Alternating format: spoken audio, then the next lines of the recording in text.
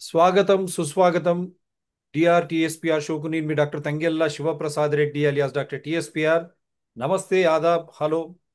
పాత మిత్రుడు మే 26, 2020 నాడు మేము డిఆర్టిఎస్పిఆర్ ఛానల్స్ ప్రారంభించినప్పుడు మొట్టమొదటిసారి ఇద్దరం బనియన్ల మీద అసలు మనం ఈ షో చేయగలమా, కనెక్ట్ అవుతున్నామా? నేను కేరళలో, వారు హైదరాబాద్లో. ఆ విధంగా డిఆర్టిఎస్పిఆర్ ఛానల్స్ స్ఫూర్తిదాయకులు డాక్టర్ నరసింహారెడ్డి దొంతి గారు, స్వాగతం సుస్వాగతం. నమస్తే. ప్రణాళికబద్ధంగా కూడా ప్రణాళికలు ప్రజాహితంలో, ప్రజల వాగ్దానాల మేరకు, ప్రజల కష్టాల మేరకు ప్రభుత్వాలు, పార్టీలుగా ఎన్నుకోబట్టేటువంటి ప్రభుత్వాలు తమ బాధ్యతను విస్మరించినప్పుడు వీరు అనేక సార్లు మన ఛానల్కు రావడం జరిగింది. ఈ ప్రణాళిక తప్పు. ఏ విధంగా అయితే పద్మశాలీల హ్యాండ్లూమ్ దగ్గర నుంచి మొదలుపెట్టి చేతి వృత్తుల నుంచి మొదలు పెట్టుకొని ఎన్నో సమస్యలు.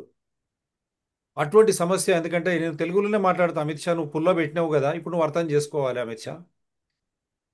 నీ భాష ఏంది అమిత్ షా? నీది గుజరాతీ. నువ్వు అక్కడ ఢిల్లీకి వచ్చి, హస్తినాపురంకి వచ్చి హిందీ అంటావు. హిందీ అందరి మీద రుద్దా అంటావు. ఆ హిందీని రుద్దే ప్రయత్నంలో మీరు బాధ్యత వహించాల్సినటువంటి పుల్వామా నుంచి పహల్గాం వరకు, పహల్గాం నుంచి బోయింగ్ విమాన దుర్ఘటన అక్కడి వరకు మీరు బాధ్యులాగారా? దాన్ని అక్కడ అసలు విచారణ జరగక ముందే ఇది ఒక ప్రమాదం అన్నారు. అందుగురించే మీరు విషయాలన్నిటినీ తొక్కి పెట్టడానికి, మీరు బాధ్యత తీసుకోకుండా, రాజీనామా చేయకుండానే మీ కొడుకును ఏ విధంగా అయితే అంతర్జాతీయ క్రికెట్ కౌన్సిల్ చైర్మన్ చేశారో, మరి ఆయన ఎట్లా అయినాడో మిగతా భారతీయ జనతా పార్టీ కార్యకర్తలు ఎందుకు కాలేదో దేవునికి తెలుసు. పాకిస్తాన్ని ఒప్పించి మెప్పించుకొని చేశారు. అదే పాకిస్తాన్ను మన దేశం పట్ల ఈ ఉగ్రవాద చర్యల నుంచి తప్పించలేకపోయారు అమిత్ షా. కానీ మీ కొడుకును మటుకు అక్కడ ఏకగ్రీవంగా పడేటట్టు చేశారు. ఈ విషయాలు మళ్ళా ఆంగ్లేయం పట్ల మీరు ఈ విషయాలను పక్కదో పట్టించడానికి ఆంగ్లేయం అనుకుంటూ మళ్ళీ అదే బ్లాక్ బాక్స్ బోయింగ్ది మీరు అమెరికా పంపుతారు ఆంగ్లేయ దేశానికి. ఇది చాలనకుండా మీకు సహకరించేటువంటి ఆంధ్రప్రదేశ్ నారా చంద్రబాబు నాయుడు గారు, వారు రాజకీయంగా ఎంతో అనుభవం గల వారు, వారు ఏ విధంగా దీంట్లో ఈ ఉచ్చులో బిగించుకున్నారు. మరి సిల్క్ స్కామ్ అవ్వ నాకు తెలియదు. మళ్ళీ ఒకసారి గోదావరిపై, అసలు కాళేశ్వరంపై విచారణ జరుగుతుండగా కాళేశ్వరంలో బీఆర్ఎస్ కానీ మిగతా వాళ్ళు, అసలు కేంద్ర ప్రభుత్వం దాంట్లో పాత్ర ఏందని అన్ని విషయాలు ఘోష్ కమిషన్ ద్వారా బయటకు వచ్చే తరుణంలో మేము ఎన్నోసార్లు ఛాలెంజ్ కూడా చేసాం. దాంట్లో మన నరసింహారెడ్డి గారు కూడా ఆధారాలతో ఆ కాలం బయట పెట్టారు. ఇవన్నీ బయటకు వచ్చే క్రమంలో వీటిని రానివ్వకుండా ఏది రాష్ట్ర పరంగా కాళేశ్వరంలో మెగా నుంచి మొదలు పెట్టుకొని మిగతా అవినీతి పరులు, అప్పుడు శాసించిన బీఆర్ఎస్ కానీ వాళ్ళ కింద పనిచేసిన ఇంజనీర్లు ఏ విధంగా పట్టుబడుతున్నారో మీరు చూస్తూనే ఉన్నారు. హాస్యాస్పదం. అవన్నీ తొక్కి పెట్టడానికి రాష్ట్రపరంగా, దేశపరంగా ఎన్నో సమస్యలు ఉన్నాయి. వాటి నుంచి తప్పించుకోవడానికి మళ్ళీ ఒకటి ఇక్కడ నుంచి ఈ సమస్యను లేవనెత్తడం ఎంతవరకు సబబు? ఇది తెలంగాణ ప్రజలకు అర్థమవుతుంది, దేశానికి కూడా అర్థమవుతుందని అనుకుందాం. అసలు ఈ విషయం ఏంది సార్? కాళేశ్వరంని తొక్కిపెట్టి ఆ అవినీతిని బయట పెట్టకుండా ఈ కొత్త డ్రామా ఏంది సార్? నీటి కేటాయింపులు ఎవరి వాళ్ళకు ఉంటాయి. మరి దానికి అనుగుణంగా మనము ఆ రోజు అనుకున్నాం, బీఆర్ఎస్ కూడా ప్రాజెక్టులు కేవలం మహారాష్ట్రకు అనుబంధంగా వాళ్ళు కేవలం కమిషన్ల కోసమే చేస్తున్నారనే ఆ విచారణలు కూడా ఇప్పుడు అన్ని బయటపడతాయి. ఈ విషయం ఏంది సార్? ఇది మన గత వారం రోజుల నుంచి, ఈ 2 రోజుల నుంచి అయితే చాలా ఎక్కువగా ఈ పోలవరం బనకచర్ల ప్రాజెక్ట్ గురించి చర్చ వస్తుంది. ఇది రెండు రాష్ట్రాల మధ్య ఒక వివాదాస్పద ప్రాజెక్టుగా మనం మీడియాలో చూస్తున్నాం. అటు చంద్రబాబు నాయుడు గారు, తర్వాత ఆ, ఇటు పక్కనేమో ఆ, తెలంగాణ ప్రభుత్వము అఖిలపక్ష సమావేశం నిర్వహించి మేము దాన్ని వ్యతిరేకిస్తున్నాము, ఆ ప్రాజెక్టు వలన వచ్చే సమస్యలు ఉన్నాయి అని ఆ కేంద్రం దగ్గర కూడా నిన్న వెళ్ళి అక్కడ కేంద్ర జలశక్తి మంత్రి సిఆర్ పాటిల్ గారికి ఒక వినతి పత్రం ఇచ్చినట్టు చూశాను మీడియాలో. అయితే ఇందులో అనేక అంశాలు చర్చకు రావడం లేదు. మనం ఒక సామాన్యుడిగా, సామాన్య ప్రజల తరఫున మాట్లాడే వ్యక్తిగా మనము ఈ అంశాలన్నిటినీ స్పృశించుకోవాల్సిన అవసరం ఉందని నేను భావిస్తున్నా. ఎందుకంటే గత 30 ఏళ్ళ ఇరిగేషన్ చరిత్ర చూస్తే, ఉమ్మడి ఆంధ్రప్రదేశ్ ఇరిగేషన్ చరిత్ర 1990 నుంచి ఒక చిన్నగా మొదలై 1998 99 తర్వాత 2000 తర్వాత అయితే ఇది పెద్దగా మారిన పరిస్థితి చూస్తున్నాం. చాలా చోట్ల అప్పటి ఉమ్మడి ఆంధ్రప్రదేశ్ రాష్ట్రంలో నీటి కరువు ఉన్నది, ఉండింది, ఇప్పటికి కూడా ఉన్నది. అయితే ఈ నీటి కరువుకి మనకు మొదటి నుంచి అటు ప్రభుత్వము, రాజకీయ నాయకులు, తర్వాత ఇరిగేషన్ ఇంజనీర్లు, వీళ్ళ వెనుక కాంట్రాక్టర్లు, ఈ కాంట్రాక్టర్లకు అనుకూలంగా ఉండే మీడియా, వీళ్ళందరూ కలిసి మనకేం చెప్తున్నారంటే irrigation project is the solution for the water problems in Andhra Pradesh and now Telangana as well. అంటే ఇది తప్పితే ఇంకా వేరే ప్రత్యామ్నాయమే లేదు అన్నట్టు మాట్లాడుతున్న క్రమంలో మనము ఈ విషయాలన్నీ ఒకసారి ఆ, ఎక్కడ ఎట్లుంది అని విశ్లేషణ చేసుకోవాల్సిన అవసరము స్పష్టంగా కనపడుతుంది. ఇప్పుడు పోలవరము బనకచర్ల ప్రాజెక్టు మనకు డిపిఆర్ ప్రభ ఎక్కడ ఇంకా తయారే కాలేదు అందరూ. ప్రీ ఫీజిబిలిటీ రిపోర్టు కేంద్ర పర్యావరణ మంత్రిత్వ శాఖ ఒక ఈఏసి కమిటీ, అంటే పర్యావరణ అనుమతుల కమిటీ ముందు ఉంది. ఆ కమిటీ పరిశీలించిన తర్వాత ఆ, ఆ, వాళ్ళు అనుమతి ఇచ్చిన తర్వాత ఈ డిపిఆర్ తయారవుతుందా. అయితే కేంద్ర పర్యావరణ మంత్రిత్వ శాఖ యొక్క విధి విధానాల ప్రకారము ఈ ఎన్వైరన్మెంట్ అప్రైజల్ కమిటీ ముందు వచ్చిన ప్రతి డాక్యుమెంట్ కానీ, ప్రతి సమాచారము ప్రజలకు చెప్పాల్సిన బాధ్యత ఉంది. ఉన్నా కూడా ఇప్పటి వరకు ఆ ఫ్రీ ఫీజిబిలిటీ రిపోర్ట్ ప్రజల ముందు పెట్టలేదు. మనం వెతికినా దొరకట్లేదు.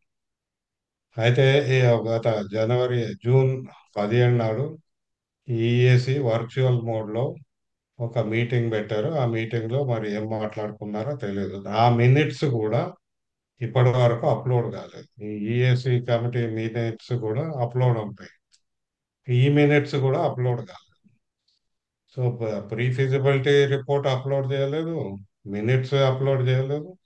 అంటే ఇది పూర్తిగా ఒక రహస్యంగా ఆ, అనుమతుల ప్రక్రియ కొనసాగిస్తున్న పరిస్థితి చూస్తున్నాం.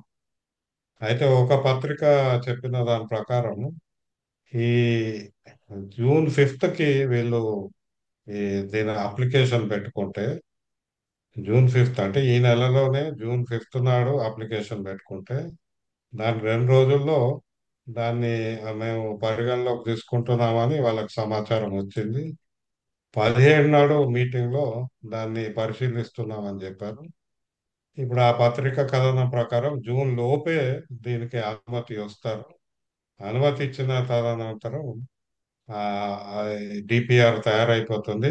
జూన్ జూలై లోపే టెండర్లు కూడా కాల్ఫర్ చేసి ఈ కాంట్రాక్ట్ అప్పచెప్తారు. దీని టైం లైన్ కూడా దాదాపు ఒక 2 3 పత్రికల్లో వచ్చింది. మే 2026 నాటికి ఈ ప్రాజెక్టు పనులు ప్రారంభమవుతాయి. 2029 కల్లా, అంటే 3 ఏళ్లలో ఈ ప్రాజెక్ట్ని కంప్లీట్ చేయాలని చంద్రబాబు నాయుడు గారు కంకణం కట్టుకున్నారు అని మనం మీడియాలో చూస్తున్నాం. అంటే చాలా వేగంగా ఇది కంప్లీట్ చేద్దాము అనే ఆ, ఆ, మనకు సమాచారం వస్తుంది దీని బట్టి. అయితే ఇక్కడే నాకు ఆ, అర్థం కానిది ఏంటంటే మనకి ఇప్పటికే కాళేశ్వరం అనుభవం ఉంది. కాళేశ్వరం కూడా ఇంతే వేగంగా అనుమతుల ప్రక్రియ కాకున్నా కూడా 3 ఏళ్లలోనే కంప్లీట్ చేయాలని తొందరగా కంప్లీట్ చేస్తే ఆఖరికి 2 పిల్లర్లు కూలిపోతే మొత్తం 1,00,000 కోట్ల పెట్టుబడి మృగ్యమైపోయిన పరిస్థితి చూస్తున్నాం. కాళేశ్వరం అంటే వీళ్ళతో కాళేశ్వరం, అంటే ఈ తొందరపాటు ఎందుకు? అది. ఎవరి కొరకు ఈ తొందరపాటు? మనము ఆ, ఒక సాగునీటి ప్రాజెక్ట్ కొరకు, పెద్ద పెద్ద ఆ, మౌలిక సదుపాయాల ప్రాజెక్టుల కొరకు ఒక విధి విధానాలు ఉన్నాయి. దీన్ని పరిశీలించే పద్ధతులు ఉన్నాయి. దీన్ని ఎంత కూలంకషంగా చర్చిస్తే దానికి ఒక మంచి ఫలితము, ఒక మంచి పరిణామం వచ్చే అవకాశం ఉంది అనేది అనుభవం చెప్తుంది. మన రాజ్యాంగంలో నిర్వచించుకున్నాం. మనకు ఆ, కావాల్సింది కూడా అదే. కానీ ఎక్కడ కూడా ఏ ప్రభుత్వం, అది ఆంధ్రప్రదేశ్ ప్రభుత్వం కానీ, ఇటు తెలంగాణ ప్రభుత్వం కానీ, సరే ఇక్కడ తెలంగాణ ప్రభుత్వం పాత్ర తక్కువే కానీ, ఆ, కేంద్ర ప్రభుత్వం కానీ ఎందుకు వేగంగా ప్రజలకు చెప్పకుండా, పారదర్శకత లేకుండా, సీక్రెట్గా, రహస్యంగా ఈ ప్రాజెక్టుని చేపట్టాల్సిన అవసరం ఎందుకు వచ్చింది? ఇది మొట్టమొదటి ప్రశ్న. ఇక రెండోది, ఆ, చాలా మటుకు మీడియాలో తెలియందో మరి వాళ్ళు చర్చించండి. ఇప్పటికే నదుల అనుసంధానం చేద్దామని కేంద్ర ప్రభుత్వం ఒక 10 ఏళ్ల నుంచి కనుకలాడుతుంది. అందులో భాగంగా దాదాపు 8, 9 ప్రాజెక్టులు ఇప్పుడే వాటి మీద ఫీజిబిలిటీ స్టడీస్ కూడా వచ్చినాయి. అయితే ఈ ఫీజిబిలిటీ స్టడీ మళ్ళీ దాంట్లో లోతులు ఏందనేది మళ్ళీ చర్చిద్దాం. ఈ 8, 9 ప్రాజెక్టులలో 3 ప్రాజెక్టులు గోదావరి నుంచి పెన్నాకు, గోదావరి నుంచి కృష్ణాకు, గోదావరి నుంచి ఆ, మళ్ళీ కృష్ణాకు రెండు, అంటే 3 ప్రాజెక్టులు గోదావరి నుంచి అనుసంధానం చేసుకోవడానికి ఇప్పటికే ఫీజిబిలిటీ స్టడీస్ చేసి అక్కడ ఉన్నాయి. ఇంకా వాటిని పరిశీలనలో ఉన్నాయి. దానికి ఇంకా ఏమేమి ప్రక్రియలు ఉన్నాయో మనకు ఇంకా పూర్తి అవగాహన లేదు. కానీ అవి ఆ, ఏ దశలో కూడా ఇంకా టెండర్ కానీ పర్యావరణ అనుమతుల దగ్గర లేవు. అయితే ఇందులో ఈ మూడిట్లో కూడా ఒకటి Polavaram to Vijayawada link project ఉంది. పోలవరం ఆ, ఆనకట్ట నుంచి విజయవాడకు లింక్ చేయడానికి, విజయవాడలో అంటే కృష్ణా నదికి లింక్ చేయడానికి ఇప్పటికే ఫీజిబిలిటీ స్టడీస్ జరిగిన ప్రాజెక్ట్ ఉంది. మరి ఇప్పుడు పోలవరం టు బనకచెర్ల ప్రాజెక్ట్ అంటారు. ఇప్పటి వరకు అది మీడియాలో మా ఆ, ఒక పత్రికలో ఆ, అక్కడ ఇరిగేషన్ శాఖ మంత్రి ఒక ప్రెజెంటేషన్ ఇస్తే దానికి ఒక ఫోటో కూడా పెట్టారు. దాన్ని బట్టి చూస్తే ఏంటంటే ఇప్పుడు పోలవరం బాలకచర్ల ప్రాజెక్టులో సగము పోలవరం విజయవాడ ప్రాజెక్ట్ అనేది మనకు అర్థమవుతుంది. అయితే ఈ ప్రాజెక్టు ఆ ప్రాజెక్టు వేరా, ఒకటే ప్రాజెక్టా, ఏంది అనేది ఎక్కడ స్పష్టత లేదు. దీని మీద ఏ మీడియా కూడా ఆ ప్రశ్నలు లేవనెత్తలేదు. తెలంగాణ ప్రభుత్వానికి ఇది తెలిసి ఉండాలి. ఎందుకంటే ఒక ఇరిగేషన్ అడ్వైజర్ని కూడా పెట్టుకున్నారు, ఆదిత్యనాథ్ దాస్ గారు.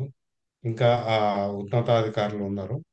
మరి వీళ్ళకి తెలిసినప్పుడు ఈ ప్రశ్న వేయాల్సిందే. కానీ ఇప్పటివరకు ఆ లెటర్లో, ఉత్తమ్ కుమార్ రెడ్డి గారు రాసిన లెటర్లో కానీ, రేవంత్ రెడ్డి గారు రాసిన లెటర్లో ఈ విషయం ప్రస్తావనకు వచ్చిందా లేదా మనకు తెలియదు. ఇది ప్రస్తావించకుంటే వీళ్ళ యొక్క డొల్ల ఆలోచనలు బయటపడతాయి. ఒకవేళ ప్రస్తావిస్తే దాని గురించి వివరాలు మరి బయటకు ఎందుకు రాలేదనేది కూడా మన ముందు ప్రశ్న ఉంది.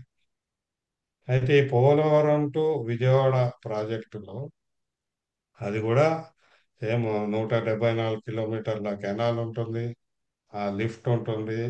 ఆ లిఫ్ట్ తర్వాత ఆయకట్టు ఉంటుంది అని చెప్తున్నారు.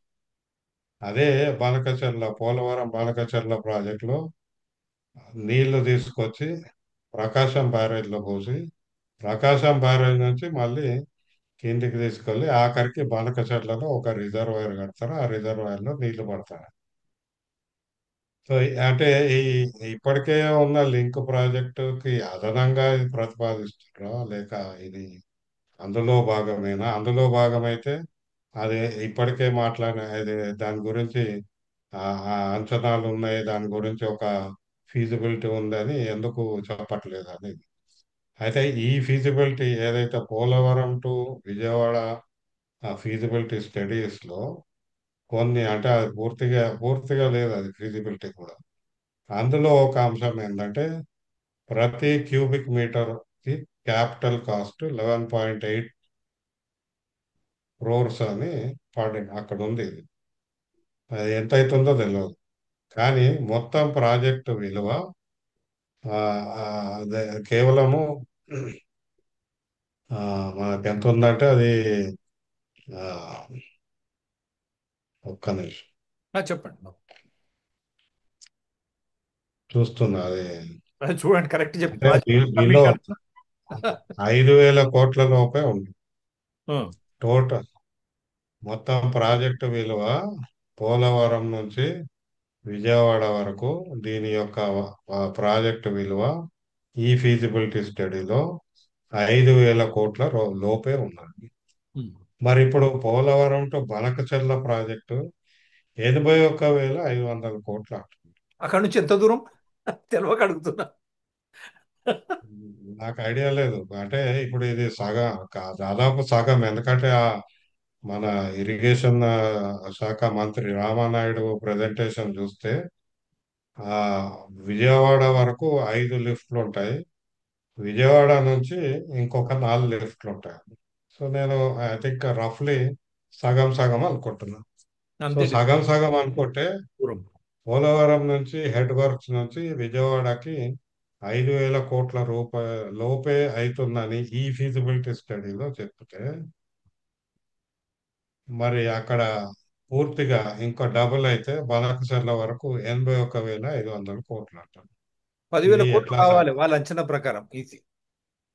ఆ, అంతే. ఇప్పుడు ఈ దాని ప్రకారం నేషనల్ వాటర్ డెవలప్మెంట్ ఏజెన్సీ వాళ్ళ ప్రీ ఫీజిబిలిటీ ప్రకారం 10,000 కోట్లు కావాలి బనకచర్లకి. అయితే లెక్క అయితే 81,500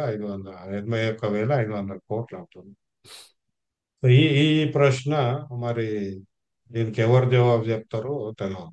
కానీ ఇది చాలా ముఖ్యమైనది. ఎందుకంటే ఆంధ్రప్రదేశ్ ప్రభుత్వము ఇప్పుడు 13,50 లక్షల కోట్ల అప్పుల భారం ఉంది ఆంధ్రప్రదేశ్ మీద అని ఆ టీడీపీ ప్రతినిధి అధికారికంగా చెప్పిండ్రు.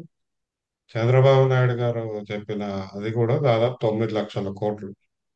సరే, 9 లక్షల కోట్లు 14 లక్షల కోట్ల అప్పుల భారం. మరి ఈ అప్పుల భారం ఉండంగా దాదాపు 1,00,00 కోట్ల రూపాయల భారం ఉండే ప్రాజెక్టుని ఎట్లా చేపడతాం అనుకున్నారు? దీని భారము ఆ, ఎట్లా తగ్గుతుంది? ఇది ఫీజిబిలిటీ అంటే అదే. ఈ 1,00,00 కోట్ల పెట్టుబడి ఎట్లా రికవర్ చేస్తారు? ఇక్కడే 3 4 ప్రశ్నలు వస్తున్నాయి. ఒకటి, క్యాపిటల్ కాస్ట్ 1,00,00 కోట్లు అవుతుంది అనుకుంటే, అంటే ఇది 81,000 కోట్లు అంటున్నారు, ఇది 1,00,00 కోట్లు అవుతుంది దాదాపు అటు ఇటుగా. 1,00,00 కోట్లు వేసుకుంటే 1,00,00 కోట్ల క్యాపిటల్ కాస్ట్ తోటి ఆపరేషన్ అండ్ మెయింటెనెన్స్ కాస్ట్ ఎంత అవుతుంది? అంటే ప్రతి సంవత్సరము 200 టీఎంసీల నీళ్లు 9 లిఫ్ట్ల ద్వారా తీసుకురావాలంటే ఎంత ఖర్చు అవుతుంది? అది ఎక్కడ మనకు అంచనా లేదు. కానీ కాళేశ్వరం ప్రాజెక్ట్ నుంచి మనం నేర్చుకోవాలి. కాళేశ్వరం ప్రాజెక్టులో కూడా దాదాపు ఇంకెక్కువ ఉంది లిఫ్ట్. సరే, ఎంతో కొంత తీసుకున్నా కేవలం కాళేశ్వరం ప్రాజెక్టులో కేవలం విద్యుత్ భారమే ప్రతి సంవత్సరం 4,000 నుంచి 6,000 కోట్లు రూపాయలు కేవలం విద్యుత్ ఖర్చు అవుతుందని ఓ అంచనా ఉంది. మరి ఇప్పుడు ఈ లెక్కన 4,000 కోట్లు తీసుకుంటే పోలవరం బనకచర్ల ప్రాజెక్టుకి కేవలం విద్యుత్కే ప్రతి సంవత్సరం 4,000 కోట్లు లా- పెట్టుబడి ఖర్చు చేయాలి. ఓఎండ్ఎం, ఆపరేషన్ అండ్ మెయింటెనెన్స్. 14 లక్షల కోట్ల అప్పు ఉన్న రాష్ట్ర ప్రభుత్వము ఇది చేయగలుగుతుందా? ఆపరేషన్ అండ్ మెయింటెనెన్స్ చేస్తుంది అని రాజకీయ నాయకులు చెప్పొచ్చు, ప్రగల్భాలు పలకొచ్చు. కానీ ఇదే ప్రభుత్వము ఆ మనకు ఏదైతే ఆ కెనాల్ ఉందో బకింగ్హామ్ కెనాల్ పూడకపోతే పూడిక తీయలేదు ఇప్పటివరకు. 20-30 ఏళ్ళ నుంచి కూడా పూడిక తీయలేదు, నిధులు లేవని చేయడం లేదు. చాలా కెనాల్స్, మనకు ఇరిగేషన్ కెనాల్స్ ఆంధ్రప్రదేశ్ ప్రభుత్వం ఇప్పుడున్న ఆంధ్రప్రదేశ్లో దానికి పెట్టుబడి పెట్టలేక నిర్లక్ష్యంగా వదిలిపెట్టే పరిస్థితి చూస్తున్నాం. సో ఆ మరి ఆ సందర్భంలో ఆంధ్రప్రదేశ్ ప్రభుత్వం మేము గంభీరాలు అప్పు 1,00,000 కోట్లు తెచ్చి అప్పు కడుతుంది సరే, కానీ ప్రతి ఏటా 10,000 కోట్లు కనీసం ఈ నీటిని తరలించడానికి అయ్యే ఖర్చు ఎక్కడి నుంచి తీసుకొస్తుంది? సరే తెస్తుంది అనుకుందాం. తెస్తే ఈ 1,00,000 కోట్లు మళ్ళా 10,000 కోట్లు ఇంకేం ఖర్చు అవుతుందో, ఈ ఖర్చు ఎక్కడ, ఎట్లా రికవర్ చేస్తారు?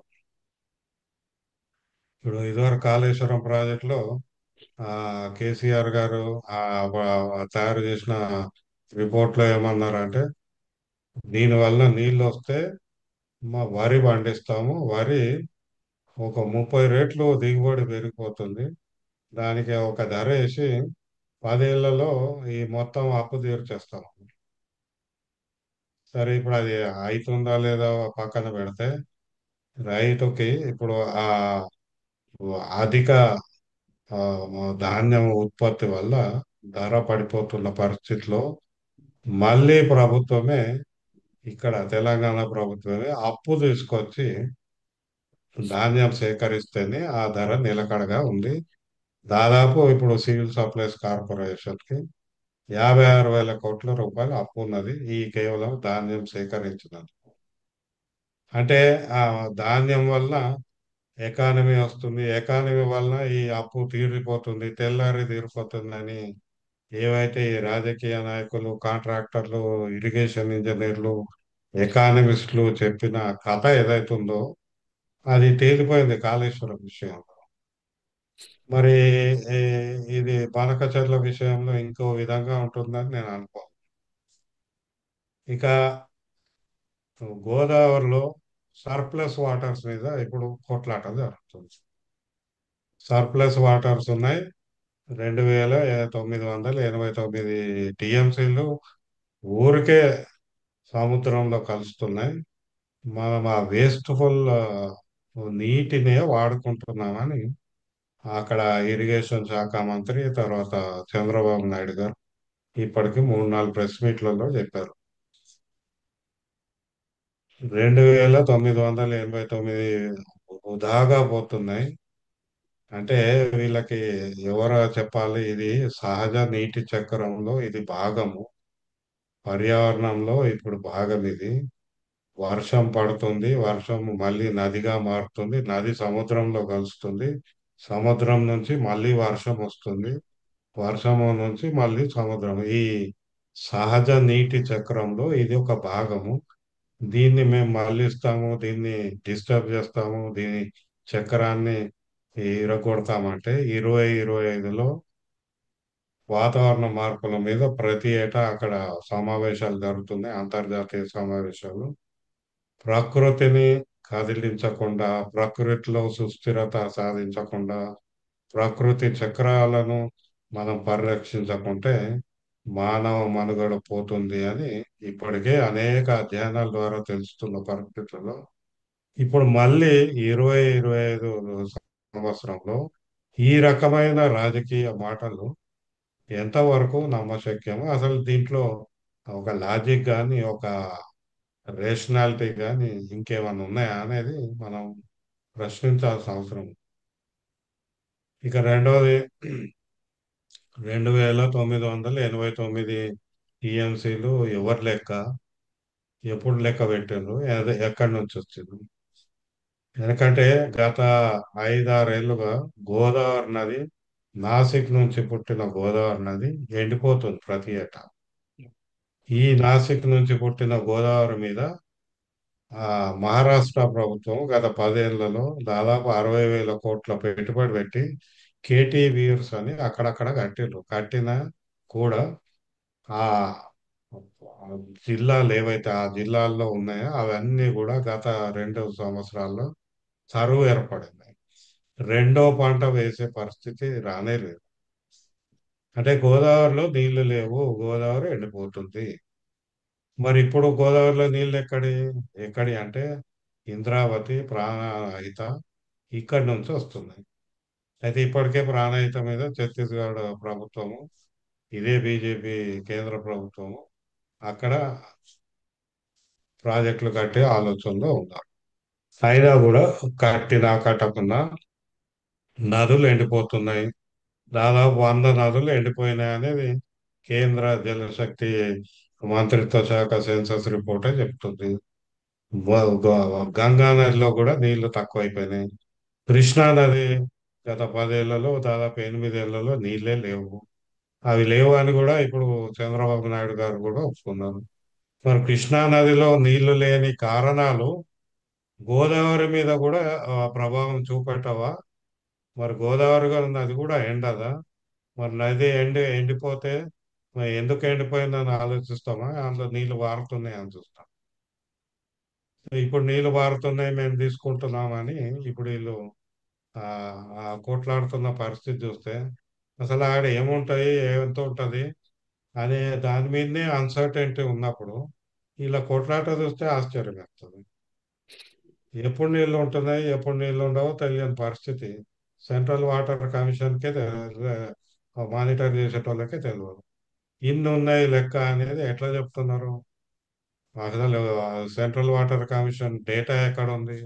గత 100 సంవత్సరాల డేటా ఎక్కడెక్కడ వర్షం పడితే ఎంత ఉంది అనేది ఉందా? లేదు.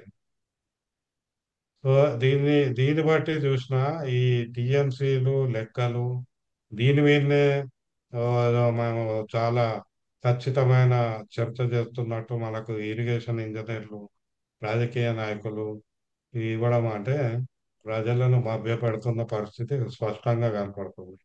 మీరు 2989 టీఎంసీలు ఉంటాయి, ఉన్నవి అనేది ఎక్కడ, ఎవరు, ఏ అధ్యయనం చేసి చెప్పారు? అది బయట పెట్టండి.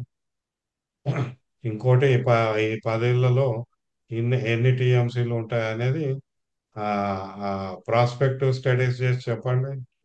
వాళ్ళు చెప్పగలుగుతారా?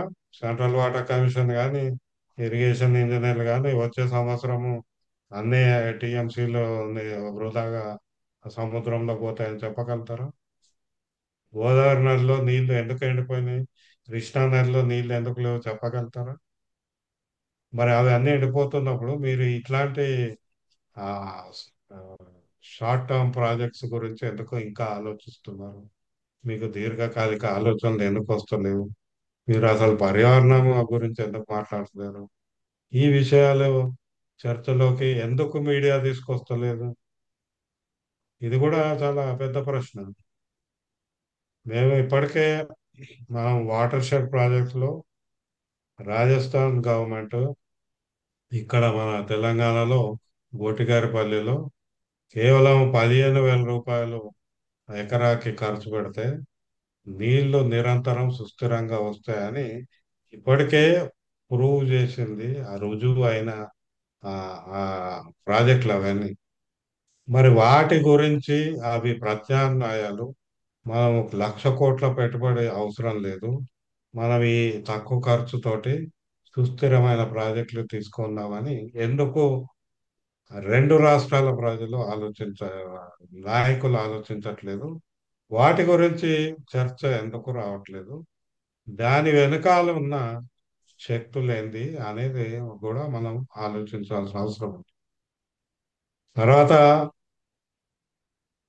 మనం చూస్తే ఇప్పుడు నీళ్ళ గురించి మాట్లాడితే నీటి గురించి, నీటి ప్రాజెక్టుల గురించి మనకి ఇది తప్పితే ఇంకా వేరే ప్రత్యామ్నాయ పరిష్కారాలే లేవనేది మనకు ఎప్పటి 30 ఏళ్ళ నుంచి కూడా మనం ఇక్కడ ప్రజలకు భయపడుతూ వస్తుంది.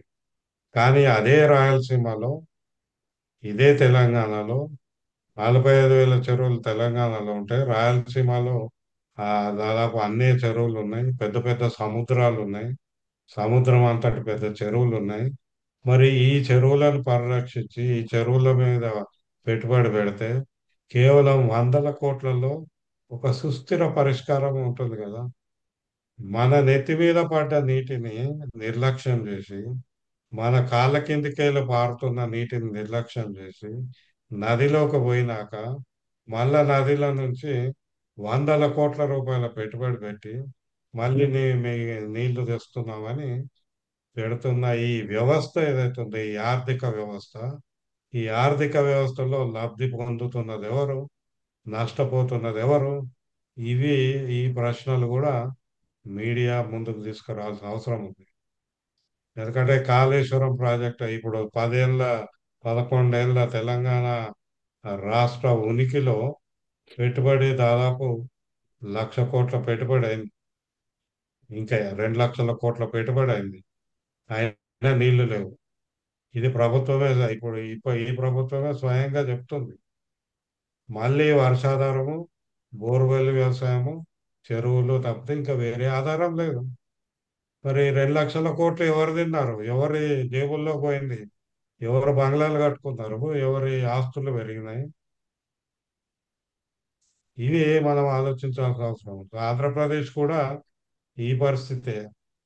అక్కడ పేదరికం ఉంది, అక్కడ అనేక మందికి నీళ్లు లేవు, వ్యవసాయం అనేక ప్రాంతాల్లో కుంటుపడిన పరిస్థితుల్లో మనం ఆలోచించాల్సింది సుస్థిర పరిష్కారాలు. మళ్ళీ మళ్ళీ అదే పెట్టుబడి, ఇంటెన్సివ్ క్యాపిటల్ ఇంటెన్సివ్ ప్రాజెక్ట్స్ గురించి మనం ఆలోచించద్దు. దానివల్ల ఇటు ఇటు అటు ఏదో కొట్లాడుకుంటున్నట్టు మనకి బిల్డప్ ఇస్తారు కానీ ఈ రాజకీయ నాయకులు అనుకున్నది అదే కాంట్రాక్టర్లు మనకు తెలిసిందే. అటుపక్క ఇటుపక్క ఒకటే కాంట్రాక్టర్, ఆ కాంట్రాక్టరే లబ్ధి పొందుతాడు. కాబట్టి వీళ్ళు ఎవరి కొరకు కొట్లాడుతున్నారు ఏంది అనేది కూడా మనం అర్థం చేసుకోవాల్సిన అవసరం. ఆ, ఇప్పుడు అందు గురించే నేను కొన్ని ఇవి చూపిస్తా ఉన్నాను ఇక్కడ. జిల్లాలకు సాగునీరు అందించేందుకు ఉపయోగపడి ఇది కూడా చంద్రబాబు నాయుడు ఇప్పటికే తెలిపారు. ఈ నేపథ్యంలోనే అధికారులు కూడా దీనికి సంబంధించినటువంటి ప్రణాళికలు డిపిఆర్ కూడా సిద్ధం చేసి కేంద్రానికి పంపినట్లుగా సమాచారం అందుతుంది. అయితే ఏదైతే ఆంధ్రప్రదేశ్ రాష్ట్ర ప్రభుత్వం ఈ గోదావరి బనకచెర్ల ప్రాజెక్టు ద్వారా గోదావరి జలాలను వాడుకుంటుందో దీన్ని తీవ్రంగా వ్యతిరేకిస్తున్నటువంటి తెలంగాణ రాష్ట్ర ప్రభుత్వం దీన్ని ఎట్టి పరిస్థితుల్లోనూ అడ్డుకోవాలని చెప్పి కూడా కేంద్రాన్ని కోరుతా ఉంది. ఈ నేపథ్యంలోనే నిన్నటి రోజున సీఎం రేవంత్ రెడ్డి అధ్యక్షతన నిన్నటి రోజున కాంగ్రెస్ ఎంపీలు అదేవిధంగా బీజేపీ బీఆర్ఎస్ ఎంపీలతో కూడిన అఖిలపక్ష సమావేశం నిర్వహించి ఈ గోదావరి బనకచెర్ల ప్రాజెక్టును అడ్డుకోవాలని చెప్పి కూడా నిర్ణయం తీసుకున్నారు. అయితే ఈ సమావేశంలో భాగంగా నిన్న సీఎం రేవంత్ రెడ్డి కీలక వ్యాఖ్యలు చేశారు. ఏదైతే ప్రస్తుతం ఆంధ్రప్రదేశ్ రాష్ట్ర ప్రభుత్వం చేపడుతున్నటువంటి ఈ గోదావరి బనకచెర్ల ప్రాజెక్టు ద్వారా గోదావరి జలాలను దాదాపు 200 టీఎంసీలను తరలించుకోబోతోంది. దీన్ని ఎట్టి పరిస్థితుల్లో అడ్డుకోవాలని చెప్పి కూడా కేంద్రాన్ని కోరనున్నట్లు తెలిపారు. అయితే ఒకవేళ కేంద్రంలో సన్నిహిత సంబంధాలు ఉన్న నేపథ్యంలో ఆంధ్రప్రదేశ్ రాష్ట్ర ప్రభుత్వం ఈ ప్రాజెక్టు టేకప్ చేయబోతోంది. అయితే దీనికి తాము ఒక షరతులతో కూడినటువంటి కండిషన్ పెట్టబోతున్నాము. ఏదైతే ప్రస్తుతం గోదావరి నుంచి ఈ నదీ జలాలను తరలించుకోబోతున్నారు.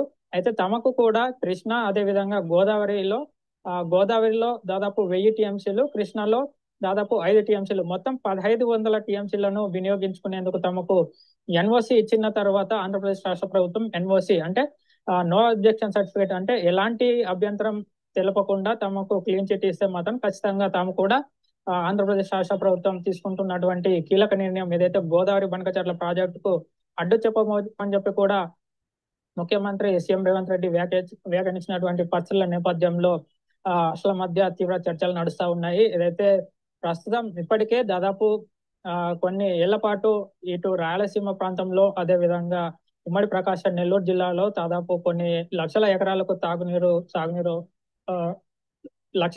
సాగునీరు అదేవిధంగా కొన్ని వేల గ్రామాలకు సాగునీరు అందక ప్రజలు కూడా తీవ్ర ఇబ్బందులు ఎదుర్కొంటున్నారు. ఈ నేపథ్యంలోనే ముఖ్యమంత్రి Chandrababu Naidu plan of vision లో భాగంగా నదుల అనుసంధానంలో భాగంగానే ఈ ప్రాజెక్టు టేకప్ చేయబోతున్నారని చెప్పి కూడా ఆంధ్రప్రదేశ్ రాష్ట్ర మంత్రులు ఇప్పటికే తెలుపుతా ఉన్నారు. అయితే మొన్నటి వరకు తెలంగాణ రాష్ట్ర ప్రభుత్వం ఎందుకు వ్యతిరేకిస్తా ఉంది? తెలంగాణ రాష్ట్ర ప్రభుత్వానికి ఈ గోదావరి బనకచెర్ల ప్రాజెక్టు ద్వారా కలిగే నష్టం 0 పాయింట్ అని చెప్పి కూడా ఆంధ్రప్రదేశ్ రాష్ట్ర మంత్రివర్గం కూడా ఇప్పటికే తేల్చి చెప్పింది. ఈ నేపథ్యంలో ఇది ఏదైతే ఆంధ్రప్రదేశ్ రాష్ట్ర ప్రభుత్వం ఈ గోదావరి బనకచెర్ల ప్రాజెక్టు చేపట్టబోతుందో ఇది విభజన హామీ చట్టాలకు వ్యతిరేకం అని చెప్పి కూడా మొదటి నుంచే తెలంగాణ ప్రభుత్వం ఈ నిర్ణయాన్ని సార్ ఇక 4 నిమిషాలు ఉంది, ఇక వేరే వాళ్ళే ప్లే చేయదలుచుకోలేదు.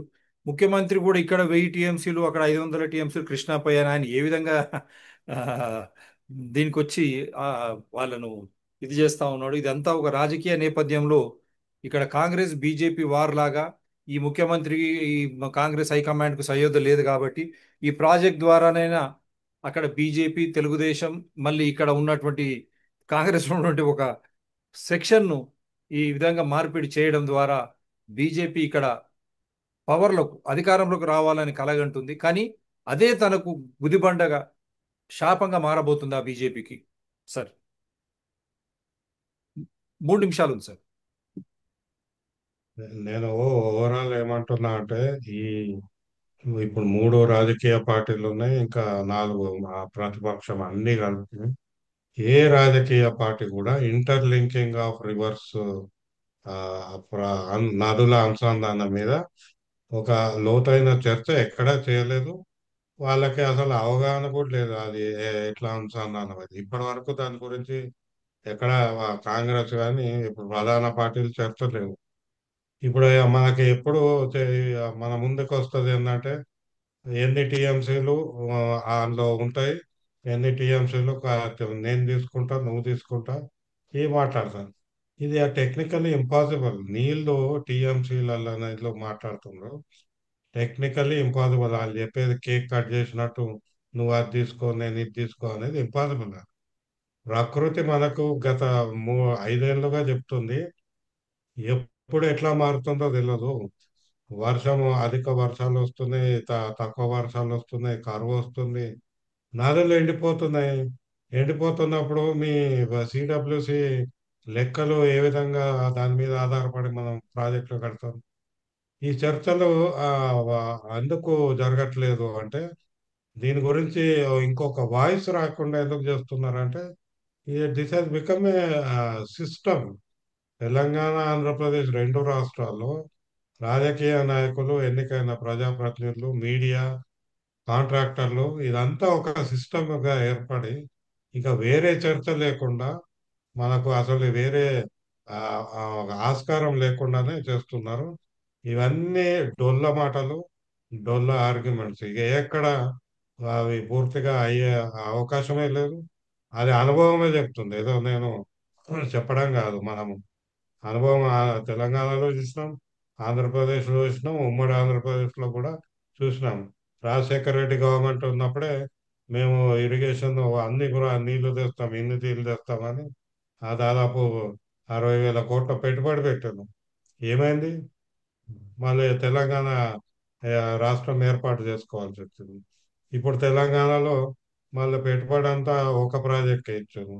ఇప్పుడు ఆ పాలమూరు రంగారెడ్డికి లేనే లేదు, ఈ నీళ్లు లేవు. మీ దగ్గర ఉన్న నిధులేని, మీరు మాట్లాడుతున్న నీళ్ళెన్ని, అసలు ఇవి వస్తాయా, ఇవి సుస్థిరంగా ఒక 10 ఏళ్ల పాటు నీళ్ళు ఇస్తాయా అంటే ఇవ్వలేవు. కానీ ఆ మాటలన్నీ దాచిపెట్టి ఇప్పటికీ ఆ దుర్మార్గపు ఆర్భాటపు మాటలు మాట్లాడుతున్నారు తప్పితే, నేను అనేది వీటిలో లోతుల్లోకి చర్చ జరగాల్సిన అవసరం ఉంది. దాన్ని మనం ఎనేబుల్ చేయాల్సిన అవసరం కూడా ఉంది. ఇది ఈ రోజటి చర్చ. మళ్ళీ అసలైన సమస్యలను పక్కదో పట్టించడానికి కేంద్రంలో ఉన్నటువంటి ఆ పార్టీ తరఫున మల నదుల అనుసంధానం అనే పేరిట ఆ అసలు సమస్య